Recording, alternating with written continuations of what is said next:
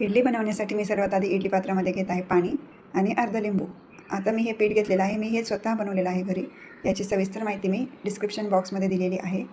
आता इडलीच्या ट्रेला आपण तेलाचा हात लावून घेऊयात आणि सर्व ट्रेमध्ये अशा प्रकारे आपण पीठ भरून घेऊयात इडलीचं।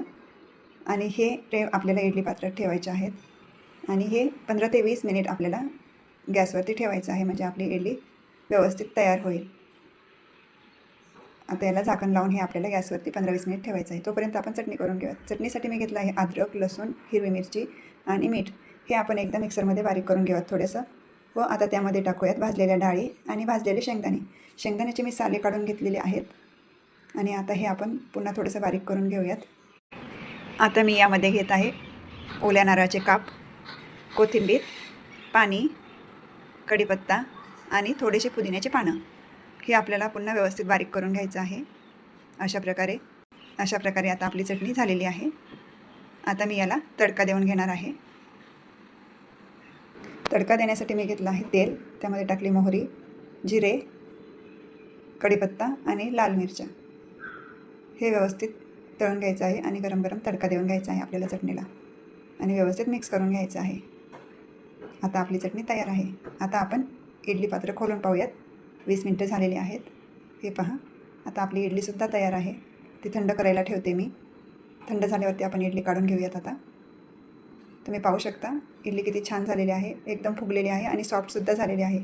आता आपण सांबार करून घेऊयात। सांबारसाठी मी तूर डाळ, मूग डाळ एकत्र शिजवून घेतलेली आहे। आता मी पातेल्यामध्ये घेत आहे तेल, त्यामध्ये टाकूया मोहरी तडतडल्यावर टाकूया जिरे, कढीपत्ता आणि कोथिंबीर। आता त्यामध्ये टाकते बारीक कापलेला कांदा आणि आलं लसूण पेस्ट। हे आपल्याला व्यवस्थित परतून घ्यायचं आहे। कांदा सोनेरी कलरचा होईपर्यंत परतून घ्यायचा आहे। आता त्यामध्ये टाकूयात बारीक कापलेला टोमॅटोसुद्धा आपल्याला मऊ होईपर्यंत परतून घ्यायचा आहे। आता यामध्ये मी टाकते हळद, हिंग, धने जिरे पावडर, लाल तिखट आणि सांबार मसाला आणि मीठ। हे टाकून आपण व्यवस्थित परतून घेऊयात। हे व्यवस्थित परतल्यानंतर मी त्यामध्ये टाकते शिजलेली डाळ आणि पाणी। हे सुद्धा आपल्याला एकदम हलवून मिक्स करून घ्यायचं आहे आणि आता याला चांगली उकळी येऊ द्यायची आहे। उकळी आल्यानंतर मी यामध्ये टाकते चिंच गुळाचा कोळ। हा तुम्ही तुमच्या आवडीप्रमाणे कमी जास्त प्रमाणात टाकू शकता। आता याला उकळी आली की आपलं सांबार तयार आहे।